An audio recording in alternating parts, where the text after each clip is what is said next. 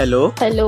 काय करतेस? टीव्ही बघते. होय, कामावरती नवरा एकदा निघून गेला की मग नंतर ना निवांत टीव्ही बघत बसायचं आहे ना. आणि घरातली कामे कोण करतो मग? हो, घरातली कामे तूच करते. सकाळी तर भांडी पण मी घासून जातो, वरनं तुला पाणी पण लावून जातो आंघोळीसाठी. नंतर संध्याकाळी आल्यावरती वॉशिंग मशीनला कपडे पण मी टाकतो, सुकत पण मी घालतो. राहतो प्रश्न जेवणाचा, मग जेवण फक्त तू करते म्हणजे तू काम करते, बरोबर ना?